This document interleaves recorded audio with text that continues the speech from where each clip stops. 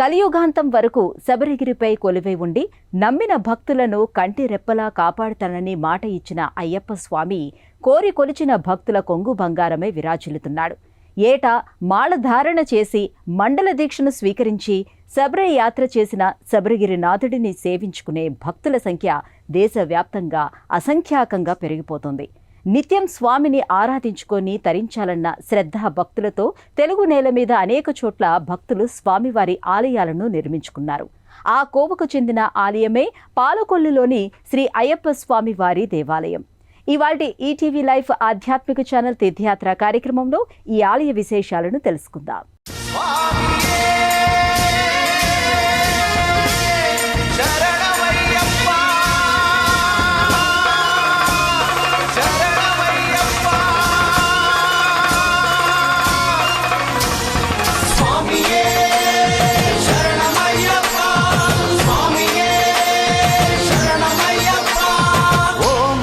అయ్యప్ప వందనమయ్యా అయ్యప్ప శరణం శరణం స్వామి శరణం శరణం శరణం అయ్యప్ప శరణం ఓం ఓం అయ్యప్ప వందనమయ్యా అయ్యప్ప నిజం నిజం అయ్యప్ప నీవే మాకు దిక్కప్ప ఏడాది కేడాది కయ్యప్ప నీ ఎరిమేలికొచ్చేట్టు చెయ్యప్ప నా గుండె నీ కొండ చెయ్యప్ప నీ చూపే నా వైపు చూడప్ప నీ మండల దీక్షతో నీ మాల రక్షతో నిజమైన భక్తితో నీ శరణు ఘోషతో మై మరచిపోతావయ్యప్ప స్వామి దింతకతో అయ్యప్ప దింతకతో స్వామి దింతకతో అయ్యప్ప దింతకతో ఓ అయ్యప్ప వందనమయ్యా అయ్యప్ప నిజం నిజం అయ్యప్ప నీవే మాకు దిక్కప్ప. నియమనిష్ఠులతో కోరి కొలిచిన భక్తులకు అండగా నిలిచే దైవంగా కలియుగంలో ప్రసిద్ధి పొందిన దైవం శ్రీ అయ్యప్ప స్వామివారు. దుష్ట సంహారం కోసం ఈ భూమిపై వెలిసిన కారణ జన్ముడు అయ్యప్ప. మహిషిని వధించి లోకాలను కాచిన దైవం అయ్యప్ప. పందేళ్ల రాజును అనుగ్రహించి పందేళ్ల రాజ్యంలో కొలువు తీరి కలియుగాంతము వరకు భక్తులను కాచే దైవంగా ప్రసిద్ధి పొందిన కారుణ్యమూర్తి చక్రవర్తి అయినటువంటి అయ్యప్ప ఆయన లీలలు అనంతం. భక్తులపై ఈ స్వామి కరుణ కూడా అపారం. కోరి కొలిచిన భక్తులకు స్వామి లీలలు కరుణ అనుభవైక వేద్యం. మహిషాసుర సంహారం జరిగిన తరువాత మహిషుడి చెల్లెలైన మహిషి బ్రహ్మదేవుడి కోసం ఘోరమైన తపస్సు చేసింది. మహిషి తపస్సుకు మెచ్చిన బ్రహ్మ ప్రత్యక్షమై వరం కోరుకోమనగా చావే లేకుండా వరం కావాలని అడిగింది. అది సాధ్యం కాదని చెప్పాడు బ్రహ్మ. అయితే హరిహర తనయుడి చేతిలో మాత్రమే తనకు మరణం ఉండే విధంగా వరమివ్వమని అడిగింది మహిషి. పైగా ఆ బిడ్డ ఓ రాజును సేవించాలని కూడా మరో నియమం పెట్టింది. హరిహరులు ఇద్దరూ పురుషులే కాబట్టి వారికి సంతానం కలిగే అవకాశమే లేదు కాబట్టి తనకు చావే లేదనుకుంది మహిషి. కానీ దైవలీలలు అనంతం అపారం. వరగర్వంతో విర్రవీగిన మహిషి ముల్లోకాలను గడగడలాడించింది.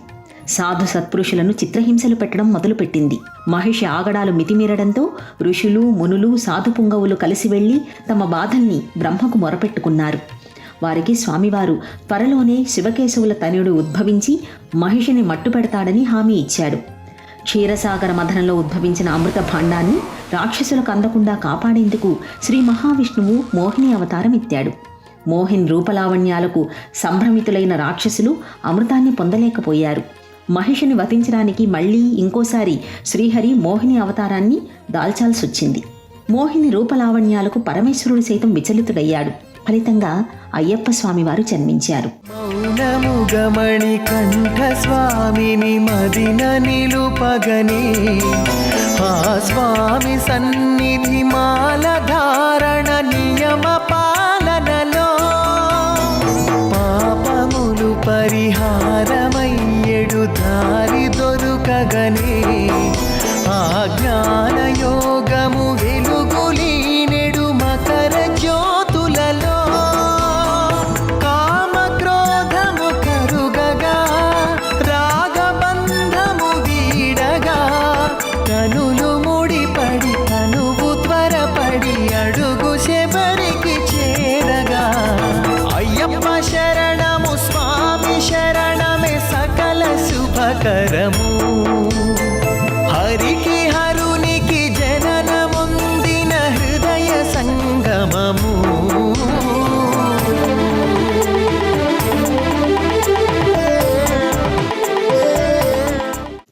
రాజైన రాజశేఖరుడు వేటకు వెళ్ళాడు.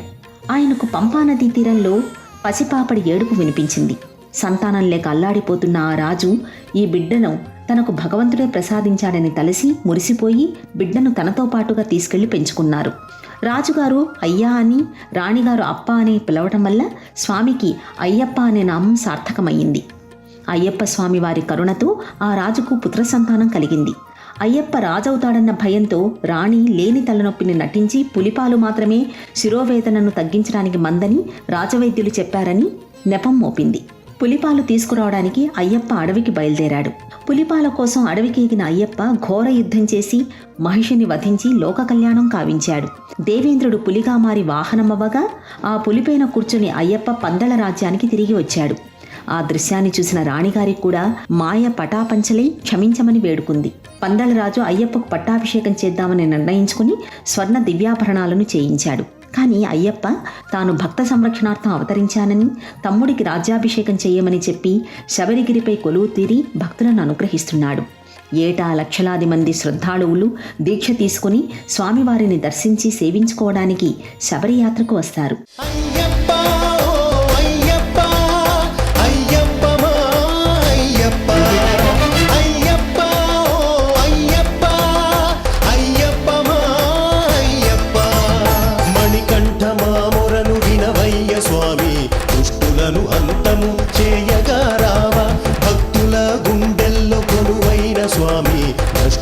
భస్మము చేయగా మా గుండె కోవెలగా చేశాము స్వామి, మణికంఠని మహిమ చూపించవయ్యా. ఏడేడు లోకాల వెలుగువే నీవు, కల్మసుల పాలిట కలిగి అవతారుడవు.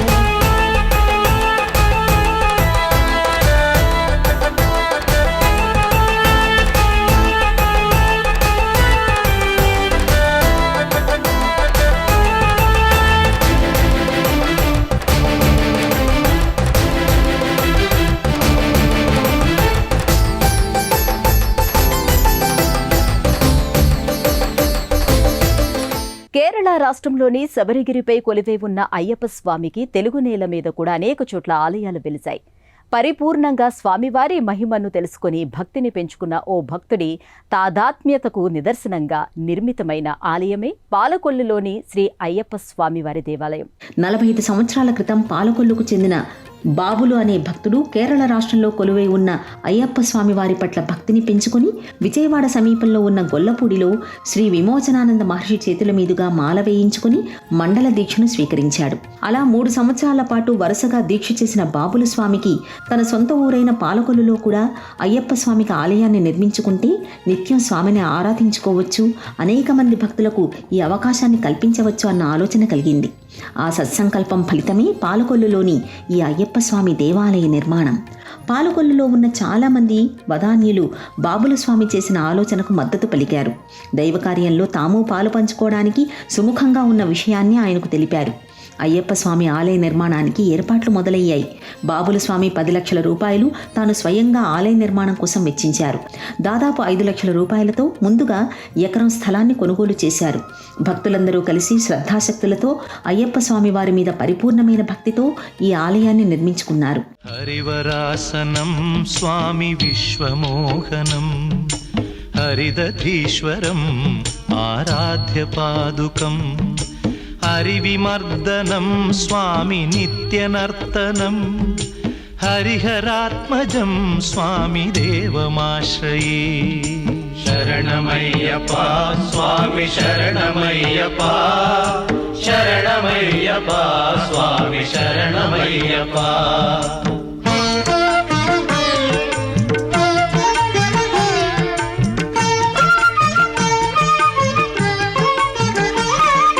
శరణకీర్తనం స్వామి శక్తమానసం భరణలోలుపం స్వామి నర్తనాలసం అరుణభాసురం స్వామి భూతనాయకం హరిహరాత్మజం స్వామి దేవమాశ్రయే.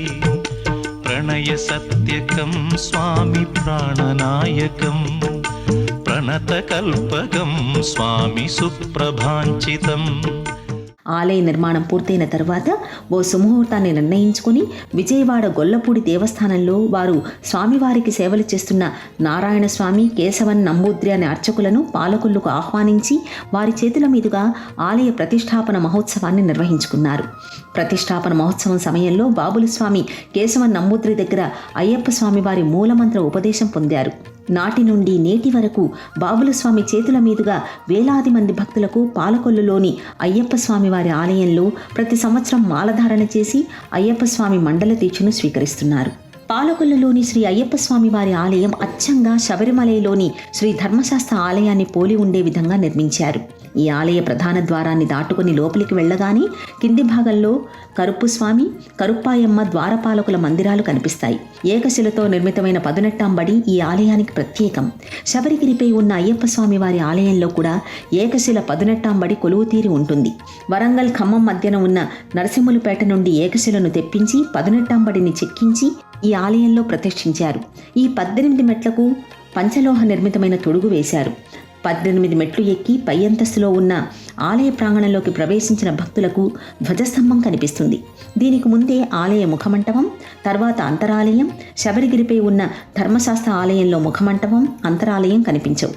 అక్కడి సంప్రదాయం ప్రకారం ఓ ప్రాకారం మాత్రమే కనిపిస్తుంది. కానీ పాలకొల్లులో నిర్మించిన స్వామివారి ఆలయంలో మాత్రం ముఖమంటపాన్ని, అంతరాలయాన్ని నిర్మించారు. 2 ఆలయాల మధ్య ఇది మాత్రమే తేడాగా కనిపిస్తుంది తప్ప మిగతా అన్ని విషయాల్లోనూ పాలకొల్లులోని ఆలయం శబరిగిరిపై ఉన్న ఆలయాన్నే ముమ్మూర్తులా పోలి ఉంటుంది. 18 పడిమెట్ల పైకెక్కి గుడికేగు భక్తులకు ఎదురొచ్చే బంగారు స్వామి, ఇరుముడులు స్పృశించి శుభమును దీవించి జన బృందముల చేరే జగమేలు స్వామి, తన భక్తులను రిల్చు తప్పులకు తడబడి ఒక పక్క ఒరిగెన ఓంకారమూర్తి.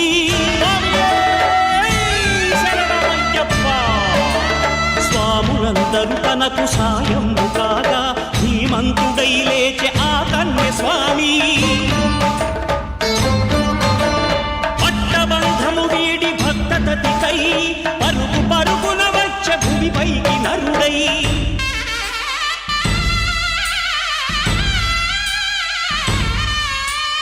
అయ్యప్ప దేవాయ నమః, అభయ స్వరూపాయ నమః.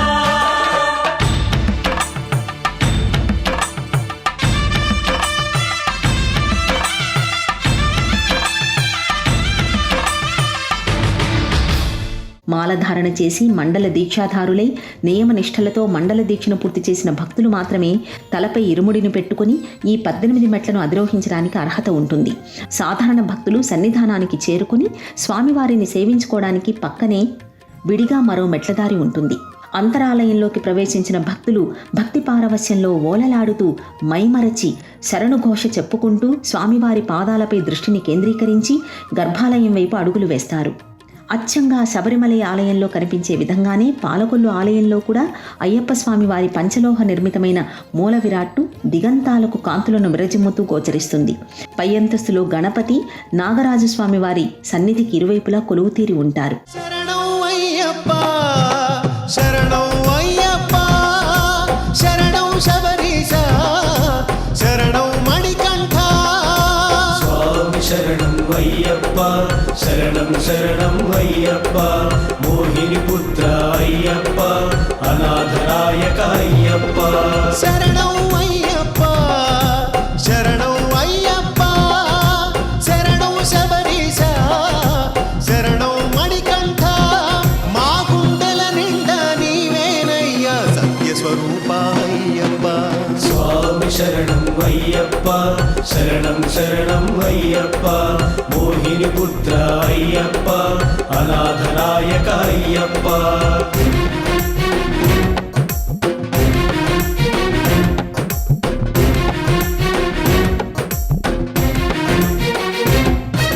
పందళ రాజకుమారుడైన అయ్యప్పను మాలికాపురత్తమ్మ పెండ్లి ఆడాలని తలచింది. కానీ స్వామివారు కలియుగాంతం వరకు భక్తులను కాపాడే బాధ్యత తనపై ఉందని, ఏ సంవత్సరమైతే కన్యస్వాములు శబరిగిరికి రారో ఆ సంవత్సరం తనను పెండ్లి ఆడతానని మాట ఇచ్చారు. అందుకోసం శబరిగిరిపై స్వామివారి సన్నిధానానికి వెనుక ప్రాంగణంలో కొలువై ఉన్న మాలికాపురత్తమ్మ ఏనుగు అంబారీపై ఊరేగుతూ శరంగుత్తి వరకు వచ్చి శరంగుత్తి బాణాలను చూసి నిరాశతో వెనక్కి తిరిగి వెళ్ళిపోతుంది. మొట్టమొదటిసారి మాలధారణ చేసి మండల దీక్షను తీసుకునే స్వాములను కన్యస్వాములు అంటారు. ఈ కన్యస్వాములు శబరియాత్రకు వెళ్ళినప్పుడు తమ వెంట ఒక శరాన్ని తీసుకుని వెళ్లి శరంగుత్తిలో నాటుతారు. ఈ బాణం నాడు అయ్యప్ప స్వామి తన ఆలయాన్ని నిర్మించేందుకు పందలరాజుకు మార్గనిర్దేశం చేసిన బాణానికి ప్రతీక. ఏ సంవత్సరం అయితే శరంగుత్తిలో బాణాలు కనిపించవో ఆ సంవత్సరం కన్యస్వాములు లేనట్టు లెక్క. ఆ సంవత్సరం తాను ఇచ్చిన మాటకు కట్టుబడి బ్రహ్మచర్యాన్ని విరమించి అయ్యప్ప స్వామివారు మాలికాపురత్తమ్మను వివాహమాడాలి. కానీ ఏటికేడు మాలధారణ చేసి దీక్షను స్వీకరించి శబరిగిరికి వచ్చే కన్యస్వాముల సంఖ్య పెరుగుతూనే ఉందే తప్ప తరగడం లేదు. ఈ విధంగా కలియుగాంతం వరకు జరుగుతుందని ఒక భావన. అప్పటి వరకు మాలికాపురత్తమ్మ అయ్యప్ప మాటను గౌరవించి ఎదురుచూడక తప్పదు. పిలిచినతే తడవుగా పలికే దైవంగా ప్రసిద్ధుడైన అయ్యప్ప దీక్షను స్వీకరించడం కలియుగంలో కష్టాల కడలిని దాటుకుని ధర్మార్థ కామ్య మోక్షాలను సాధించుకోవడానికి తరుణోపాయం. శబరిమల ఆలయంలో ఉన్నట్టుగానే మాలికాపురత్తమ్మ ఆలయం పాలకొల్లు అయ్యప్ప స్వామివారి ఆలయంలో పక్కనే ఉన్న ప్రాంగణంలో కొంత దూరంలో విడిగా ఉంటుంది. ఇక్కడ కూడా ఏటా ప్రత్యేకంగా అమ్మవారిని ఊరేగింపుగా తీసుకుని వచ్చి ప్రత్యేక ఉత్సవం చేస్తారు.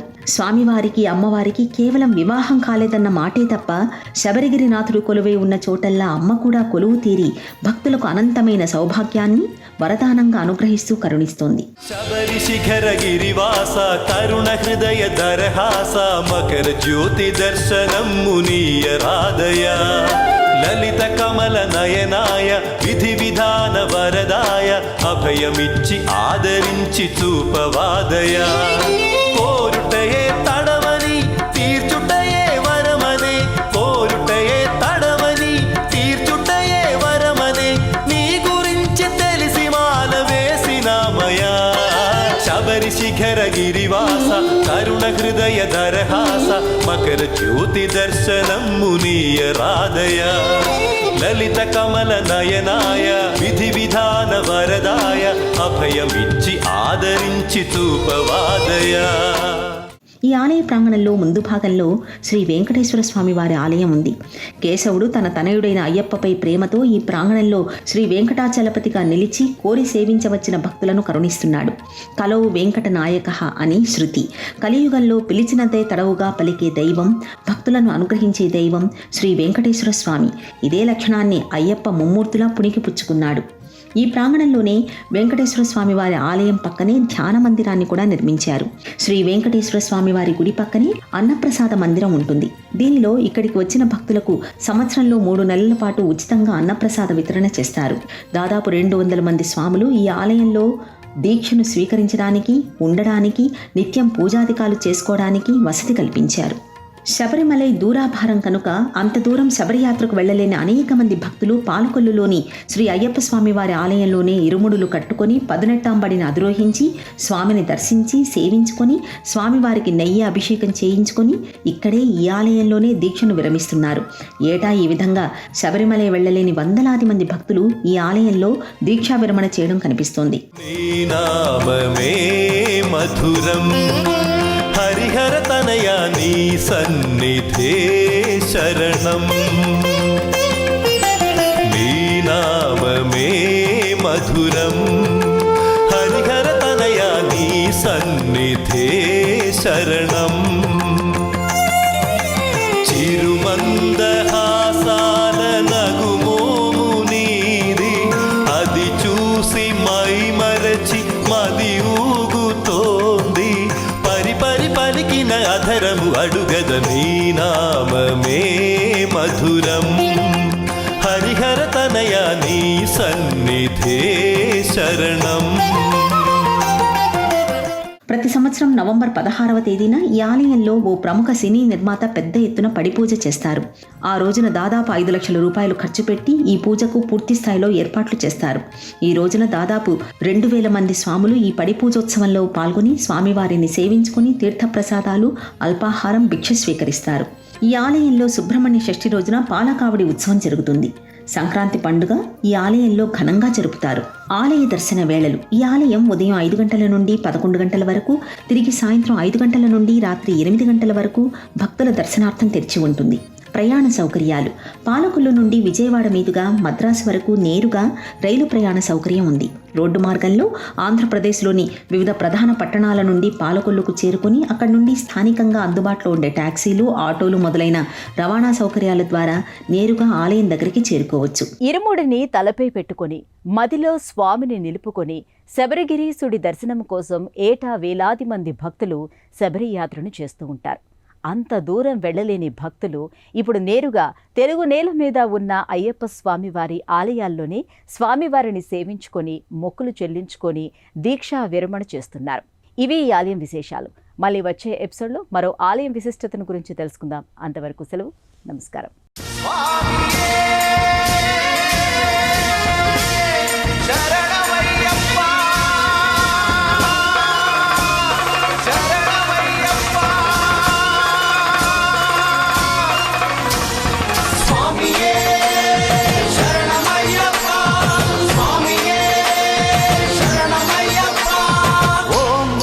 అయ్యప్ప వందనమయ్యా అయ్యప్ప శరణం శరణం స్వామి శరణం శరణం శరణం అయ్యప్ప శరణం. ఓం ఓం అయ్యప్ప వందనమయ్యా అయ్యప్ప నిజం నిజం అయ్యప్ప నీవే మాకు దిక్కప్ప ఏడాది కయ్యప్ప నీ ఎరిమేలికొచ్చేట్టు చెయ్యప్ప నా గుండె నీ కొండ చెయ్యప్ప నీ చూపే నా వైపు చూడప్ప నీ మండల దీక్షతో నీ మాల రక్షతో నిజమైన భక్తితో నీ శరణు ఘోషతో మై మరచిపోతావయ్యప్ప.